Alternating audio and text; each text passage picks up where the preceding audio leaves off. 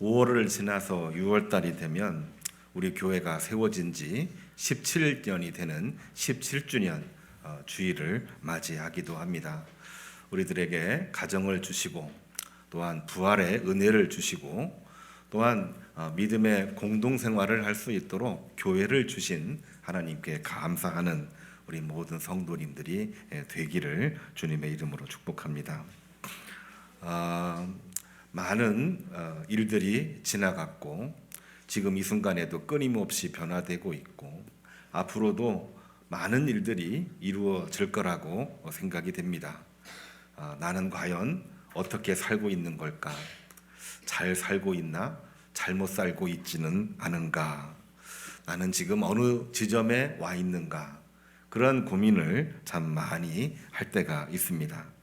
특별히 오늘날 시대가 정치적으로도 아주 급변하는 시기고 경제적으로도 세계가 요동을 치고 있습니다. 물론 정치와 경제가 맞물려서 움직이는 것이기도 하지만 거기에 따르는 우리들의 마음, 또 우리들의 감성, 우리들의 지성 또한 역시 새로운 변화에 대한 여러 가지 이 변화들이 감지되고 있는 것을 보게 됩니다. 이러한 때 과연 내가 잘 살고 있나? 이러한 때 내 믿음 과연 온전한 믿음인가? 고민이 안 될 수가 없는 그러한 상황들이 있는 것이지요. 그럴 때 우리는 고백을 합니다. 과연 나는 예수님을 잘 믿고 따르고 있는가? 예수님을 잘 믿고 따른다 이야기를 했는데 정말 예수님에 대해서 내가 진중하게 나의 구세주 메시아, 우리를 살리시고 하늘나라 백성으로 만들어주신 예수 그리스도의 이 놀라우신 사랑을 내가 얼마나 받아들이고 고백하며 살고 있는가, 그러한 질문을 할 때가 있습니다. 우리 교우님들은 어떤 마음이신가요? 지금도 충만하여 예수 그리스도를 나의 구주로, 메시아로, 또한 부활하신 예수님과 함께 지금 내가 부활하며 살고 있는가, 그 질문에 우리는 얼마나 부활된 삶을 살아가고 있나요? 그런 믿음으로 살아야 되는데 그렇지 못한 일들이 종종 발생하기도 합니다. 오늘 우리 이혜원 학생이 읽은 성경 말씀은 예수님의 말씀을 분명히 들었는데 예수님에 대해서 믿지를 못해 사두개인 바리새인들이 예수님에게 질문을 합니다. 수전절에 질문을 하는 그러한 내용이 나와 있는데, 당신이 정말로 그리스도라면 그리스도라고 분명하게 말해 주십시오. 열심히 일상생활을 살고는 있는데 예수님에 대해서 듣기는 들었어도 믿지 못했고 받아들였다고 했지만은 실생활에 연결이 안 되다 보니까 당신이 정말 그리스도가 맞습니까? 이러한 질문을 사두개인 바리새인들이 하는 겁니다. 그때 예수님이 하신 말씀이 오늘 우리에게 주시는 본문이에요. 내가 너희들에게 분명히 말을 했지만 너희들이 듣지를 아니해서 모르는 것이다. 뿐만이 아니라 나는 말로만 하는 것이 아니라 지금까지 말씀을 전하고 병자를 치유하고 하늘나라 천국 복음을 이야기를 했는데 그 말씀대로 살아가는 것이다. 하나님의 사랑은 예나 지금이나 동일하시고 하나님은 결코 너희들을 포기하지 않으시는 분이시다. 이 말씀을 주시는 것이 오늘 요한복음 10장에 나와 있는 말씀이 되는 것입니다. 함께 병행 구절로 있는 말씀을 보면은 누가복음 20장, 사도행전 20장입니다. 사도행전도 누가라고 하는 이 의사가 기록을 했는데 뭐라고 표현을 했냐면 하나님이 자기 피로 사신 교회를 보살피신다. 오늘날 우리가 불안에 떨고 있고 힘겨워하고 있는 때에 당신의 피로 교회를 돌보신다. 이 말씀을 전했습니다. 구약성경 에스겔 34장 25절을 보면은 포로된 백성들, 이 그발 강가에서 포로 생활하고 힘겹게 생활하고 있고 소망이 전혀 안 보이는 절망적인 상황에 있을 때에 하나님이 너희들을 찾아와서 화평의 언약을 세우신다. 나는 결코 너희들을 포기하지 않는다. 이 말씀을 주신 내용이 오늘 우리에게 주시는 말씀입니다.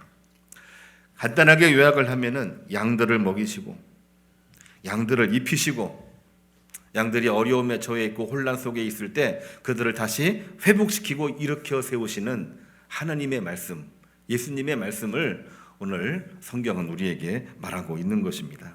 특별히 에스겔 34장 25절은 포로 백성들을 향한 말씀으로 우리가 이해를 많이 하고 있는데 사실은 엄밀히 보게 되면은 오늘날 우리 가정, 우리 성도를 향한 하나님의 약속이기도 합니다.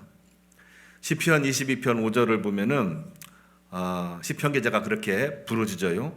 그들이 주께 부르짖어 구원을 얻고 주께 의지하여 부끄러움 당하지 아니하였나이다. 그 어렵고 힘든 상황에 하나님을 부르짖고 주께 부르짖었더니 주께 의지하여 우리가 부끄러움을 당하지 아니하였도다. 그러니까 하나님은 성도들의 부르짖음, 교회의 부르짖음, 믿는 자들의 부르짖음, 수없이 많은 여러 가지 일과 상황들이 있지만 이 성도와 믿는 자들의 부르짖음을 통하여 하나님의 역사를 만들어 가신다, 이끌어 가신다. 이 말씀을 고백을 하고 있는 것입니다. 오늘날 이제 가정의 달을 맞이해서 이런 질문들을 많이 합니다. 우리 가정에서 가장 많이 부르짖는 존재가 누구일까? 누구라고 생각을 하십니까? 각 사람이 다 열심히 부르짖고 가장 염려 많이 하고 가장 많이 이제 헌신적으로 하기는 하지만 그 중에서도 한 명을 뽑으라고 한다면은 아마 엄마, 어머니라고 말하지 않을 수가 없을 것입니다. 그렇습니다. 제가 짧은 경험이긴 하지만 저희 가정에서도 마음 쓰는 거를 보면은 저도 마음을 많이 씁니다만은 제가 마음 쓰는 거는 조금 오해를 사기도 많이 해요. 그런데 엄마가 마음 쓰는 걸 보면은 정말 남다른 것을 많이 느끼게 됩니다. 형제도 아니고 또 다른 사람도 아니고 어머니의 마음은 그야말로 우리 모든 상황들을 위로하고 치료하고 사랑하고 일으켜 세우는 그러한 힘이 느껴지는 게 어머니의 마음입니다. 얘야 밥 먹었니? 숙제했니? 오늘은 이불 안 개고 나갔구나. 뿐만이 아니라 많이 마음이 아프구나. 그 말 한마디 한마디가 공감하는 말 한마디인데 이 어머니의 부르짖음은 위로가 됩니다. 그리고 큰 힘이 됩니다. 이러한 어머니의 부르짖음도 능력이 있는데 오늘날 믿는 성도들의 하나님을 향한 부르짖음, 아까 우리 시편 22편 5절에서 그들이 주께 부르짖어 구원을 얻고 주를 의지하여 부끄러움을 당하지 아니하였도다. 이렇게 부르짖고 있는데 하나님께서 내버려 두시겠습니까? 하나님께서 무너뜨릴 것은 무너뜨리고 다시 세울 것은 세워주시는 그러한 은혜가 우리들에게 있다. 이러한 말씀을 이 성경은 기록을 하고 있는 것입니다. 특별히 오늘 읽은 요한복음 10장의 말씀은 사도 요한이 예수님에 관한 내용을 기록한 것입니다. 기록할 당시의 상황을 보면은 종교적으로 두 가지 문제가 있었습니다. 첫 번째로는 이단, 영지주의. 예수님이 부활하셨다는 그 사실을 인정하지 않는 이단 영지주의가 존재를 했었습니다.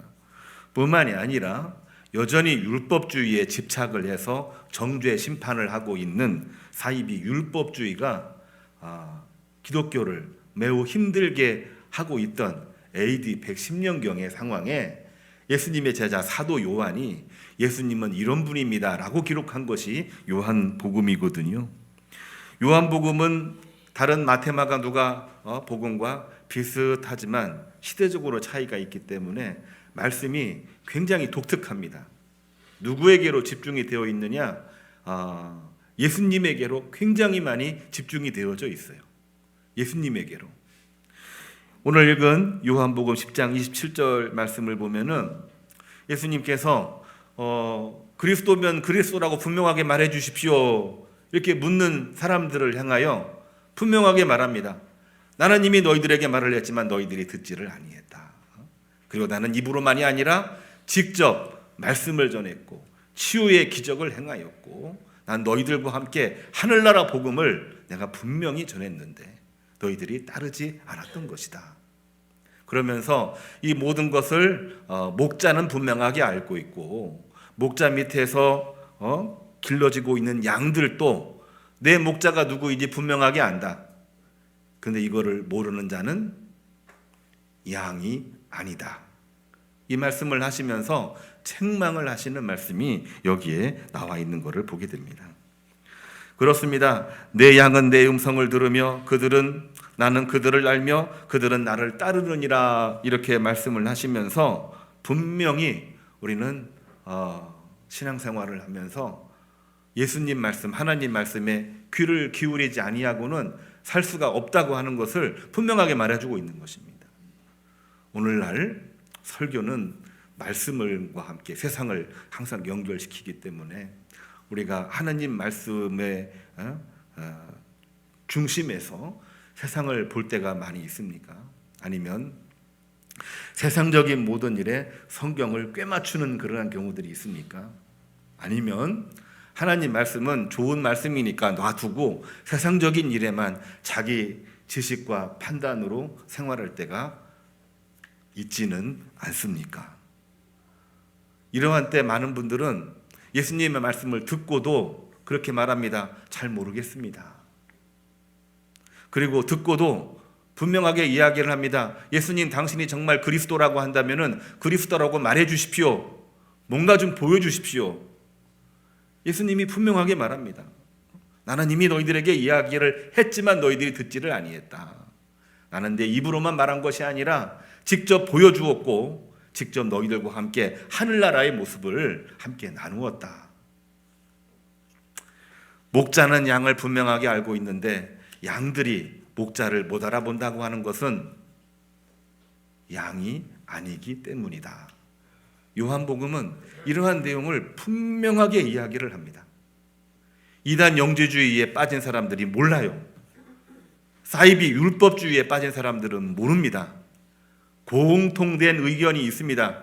예수님 말씀에 집중하지 아니하고 이단 영지주의, 헬레니즘, 세속 문화에 빠져 있기 때문에 그런 겁니다. 예수님 말씀에 집중하지 아니하고 사이비 율법주의에 빠진 것은 전통, 권위, 그리고 기득권에 집착을 하기 때문에 예수님 말씀이 들어오지를 않는 겁니다. 그때 사도 요한은 분명하게 이야기를 합니다. 우리에게는 예수 그리스도에 관한 말씀, 예수 그리스도의 행함, 예수 그리스도의 십자가와 부활을 분명하게 마음속에 담지 아니하고는 이 험난한 세상, 혼란한 세상, 믿음 생활을 할 수가 없다. 이렇게 말씀을 하시면서 오늘날 교회의 사명, 성도의 사명을 이야기를 하고 있는 것입니다.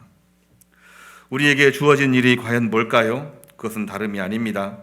정말 한 명 한 명 생명을 살리는 일, 그 일들을 위해서 노력을 하는 것이 바로 예수님의 뜻이고 그것이 성도들의 삶인 것입니다. 사도행전 20장 28절을 보면은 오늘 말씀이기도 한데요. 사도 바울이 에베소 교회 교인들에게 이렇게 권면을 하는 내용이 나옵니다. 자신과 온 양떼를 위하여 삼가하라 이런 표현을 써요. 자신과 온 양떼를 위해서, 그냥 교회 모든 성도들을 위해서, 자신과 모든 양들을 위해서 삼가하라. 우리가 해야 될 일들이 너무나도 많이 있지만은 삼가해야 될 일들이 참 많습니다. 교회 성도들에게 그러한 메시지를 사도 바울은 주고 있어요. 사도행전 20장 31절을 보면은 내가 너희 각 사람을 일일이 눈물로 훈계를 했고 급기야 오늘날 교회가 생명을 살리는 전도와 섬김 앞에 서 있도록 기본적인 틀을 만들어 준 사람이 바로 사도 바울입니다. 오늘날 이 사회 또한 우리들의 상황은 녹록지가 않습니다. 그리고 갈수록 좋아지는 것보다는 그렇지 않은 것들이 너무나도 많이 있습니다. 이러한 때에 우리는 어디에 집중을 해야 될까요? 회복 좋은 이야기입니다. 대박 더 좋은 이야기입니다. 그리고 언젠가는 되겠지 막연한 희망 우리들에게 참 중요하지요. 근데 가장 중요한 거 우리에게 가장 중요한 것이 뭡니까? 이 모든 것을 주관하고 계시는 여호와 하나님의 이 믿음을 확고하게 가지고 내가 먼저 변화가 되는 것입니다. 내가 먼저 주님의 뜻을 따르고 나가는 것입니다. 5월을 지나서 6월 달에 이르게 되면은 우리는 교회 창립 17주년을 맞이하게 되는데 우리 교회 역사 길지는 않습니다만 여러 가지 좋은 은혜도 많이 있었지만 고난의 시절도 분명하게 있었습니다. 경제적으로는 10년에 한 번씩 유동성이 생긴다고 그래요. IMF, 그다음에 그 뒤에 또 미국의 또 큰 경제적인 유동성, 그리고 그 뒤로부터 10년이 지나 코로나와 함께 전쟁, 이러한 일들이 이 10년 주기로 일어났던 것을 우리는 확인을 하게 됩니다. 그러한 시간 속에서 하나님께서는 우리를 돌보셨습니다. 흩어진 교우들을 주님의 이름으로 모이게 하셔서 드림교회가 세워지게 하셨어요. 어려움이 참 많았습니다. 정말 예배드릴 장소가 없어서 다리 밑에서 예배하고 기도하기도 했고, 은혜가 있어서 새로운 장소로 이동을 하여 큰 변화와 발전의 계기를 마음속에 품기도 했지만 또 우리가 그에 따르는 여러 가지 부작용도 경험하기도 했습니다. 우리는 이러한 가운데에 과연 무엇을 바라보고 다시 한번 새 출발을 하며 일어서야 될까? 우리에게 고민이 되는 그러한 말씀이기도 합니다. 우리는 뭐라고 얘기를 해야 될까요? 예수님의 말씀입니다. 나는 분명히 너희들에게 말했다. 그렇지만 그 말을 듣지 않았으니, 이 말에 우리가 관심을 가져야 됩니다. 그것은 과연 뭘까요? 우리가 어떻게 응답을 해야 될까요? 그거는 다름이 아닙니다. 내가 먼저 믿음으로 회복이 되는 일에 영적인 각성을 해야 됩니다. 뿐만이 아니라 그 믿음을 따라서 한 영혼 한 영혼 살리는 일에 우리가 집중을 해야 됩니다. 오늘 우리 장로님 기도하시면서 좌우 동서 우리가 이제는 하나가 돼야 될 때가 되었습니다. 이러한 때 우리가 하나가 되기 위해서는 무엇이 가장 중요한 걸까요? 성경의 기본적인 배경도 이단 영지주의 그리고 사이비 율법주의 때문에 다들 분열돼 버렸습니다. 그때 하나가 되기는 하는 그 힘은 바로 예수님 말씀, 하나님 말씀이었습니다. 하나님 말씀으로 돌아와 이제는 생명을 살리고 영혼을 살리고 그러는 가운데에 교회의 사명을 감당하도록 마음을 모으는 것이 우리들에게는 가장 중요한 것이 아니겠습니까? 목사님 오늘 또 전도하라고 이야기하는 거 아니세요? 맞습니다. 전도 이야기는 우리가 끊임없이 해야 됩니다. 그러나 단순히 전도해서 우리 교회 일원을 한 명 채우는 것으로 제가 말한다면은 그거는 전도라고 말할 수가 없습니다. 우리는 어떤 마음으로 이 귀한 생명의 사역을 감당해야 되는 걸까요? 어떤 분이 그렇습니다. 목사님 요즘은 전도 안 돼요. 전도해도 사람들이 듣지를 않아요. 들어도 교회 나오지를 않고 교회 나와도 한 번 나온 다음에 안 나오고는 해요. 이거 성격 좋은 사람이 전도하는 거지 나 같은 사람은 절대로 전도하기가 힘들어요. 누가 교회 나옵니까? 교회 나오라고 하면은 부담스럽기만 할 텐데, 오늘날 정서를 담은 그러한 이야기이기도 합니다. 틀린 얘기라고는 할 수가 없습니다. 그렇기 때문에 쉬운 일은 없는 거지요. 그렇지만 우리가 분명하게 기억해야 될 것이 있습니다. 이 땅에 양을 찾으러 오신 분은 우리가 아니고 예수 그리스도시라고 하는 사실을 우리는 잊어버렸던 거 다시 확인하고 기억을 해야 됩니다. 우리는 다 포기했지만 예수님은 포기하지 않으셨습니다. 세상은 그들을 포기했지만은 하나님은 그들을 포기하지 않으셨습니다. 하나님은 당신의 약속을 결코 파기하지 않으시는 분이시기 때문에 그런 것입니다. 어느 노 장로님이 은퇴하면서 교회와 교인들 앞에서 이런 고백을 했다고 합니다.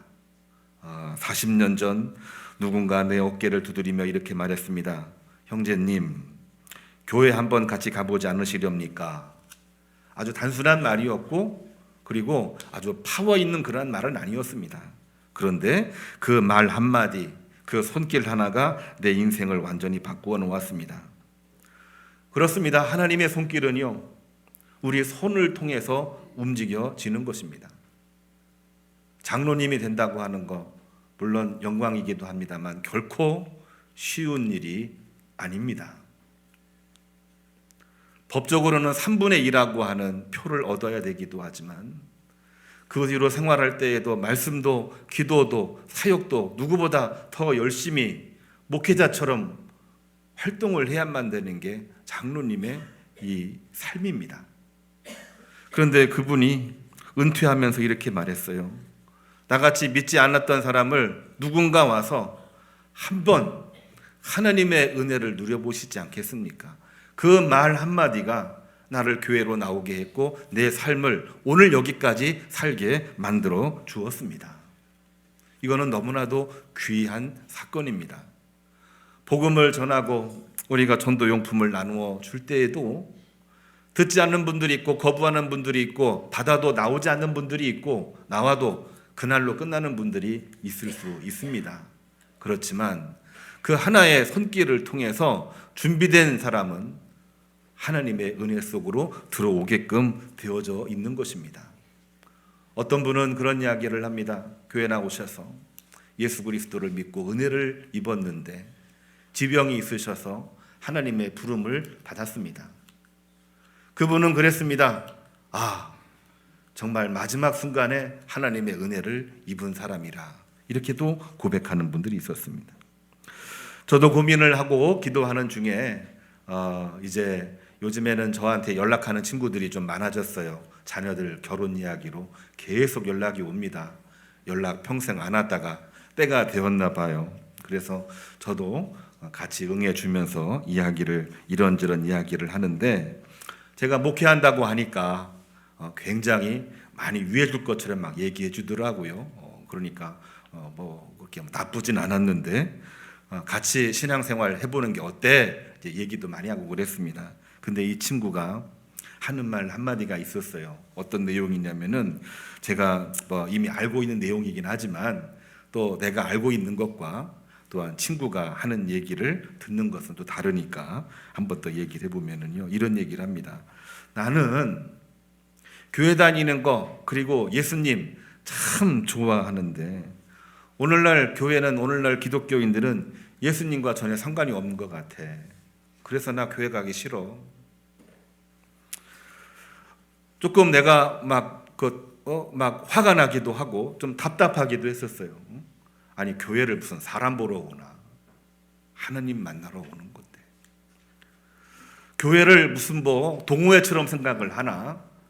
교회 가면은 하나님 말씀이 있는데 다들 부족한 사람들이 모여서 말씀으로 변화되고 부름받은 사람들이 변화되고 하면서 우리가 하나님 나라 백성으로 거듭나는 게 바로 교회인데 그 교회 이름을 모르고 교회 다니는 사람들은 다 완벽하고 다 청결하고 다 온전한 사람인 것처럼 이해를 하고 조금 문제가 있으면은 나 그런 사람이 있는 것은 나 교회 안 갈래 이런 얘기하는 것 같아서 제가 막 답답해하는 마음을 금할 수가 없었는데 그래도 그 이야기에 대해서 저는 이야기를 하지 않을 수가 없었습니다. 복음에 대해서는 분명하게 부정하지 않는 것을 느끼게 됩니다. 우리가 어떤 얼굴을 하고 우리가 어떤 마음을 하고 옆에 있는 우리 대상자 전도하려는 분에게 다가가는지 우리에게 한번 질문을 해봐야 됩니다. 우리 얼굴 미남이고 잘생기고 멋있잖아요. 그렇죠?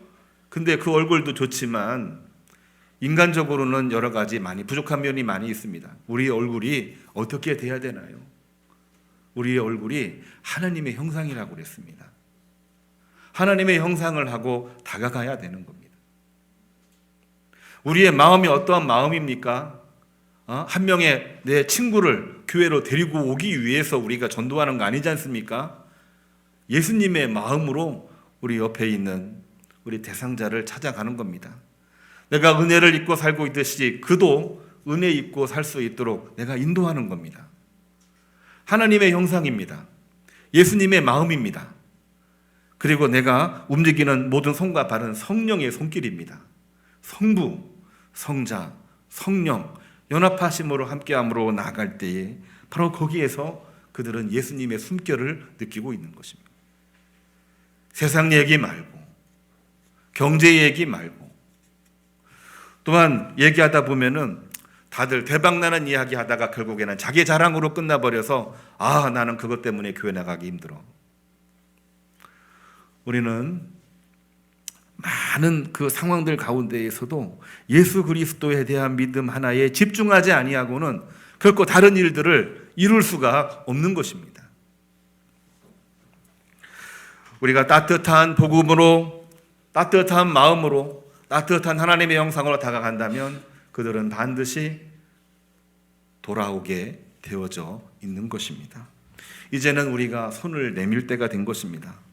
5월 그리고 6월 우리 가정을 향한, 우리 교회를 향한 하나님의 손길을 우리가 기억을 하면서 예수 그리스도께서 목자의 모습으로 양들을 돌보시듯이 우리는 이제 목자가 돼서 교회의 사명을 잘 감당을 하고 목자가 돼서 하나님이 주시는 은혜로 범사에 잘 되고 강건하게 되기를 주님의 이름으로 축복합니다.